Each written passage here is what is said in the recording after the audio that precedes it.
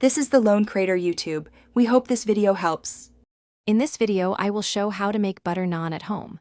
First, let's gather our essential ingredients. You will need about 3 cups of all-purpose flour, 1/2 cup of plain yogurt, 1/2 cup of warm milk, 1 teaspoon of active dry yeast, 1 tablespoon of sugar, and 1 teaspoon of salt. Don't forget the butter for brushing. Having all ingredients at room temperature is key for a perfect dough. Now let's get our hands dirty. In a large bowl, combine your dry ingredients.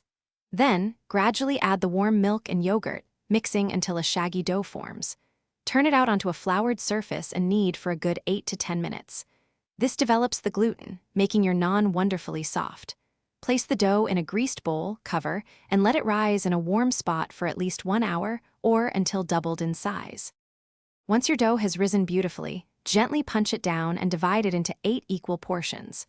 Roll each portion into an oval or teardrop shape, about 1/4 inch thick. Heat a cast iron skillet or griddle over medium-high heat. Place 1 naan on the hot surface. Cook for about 1 minute or until bubbles appear, then flip and cook for another 1 to 2 minutes until golden brown spots form. Repeat for all pieces. The final, and arguably best, step is adding that delicious butter. As soon as each naan comes off the heat, brush it generously with melted butter.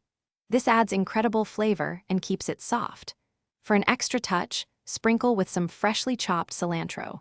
Serve your warm, fluffy homemade butter naan immediately with your favorite Indian dishes.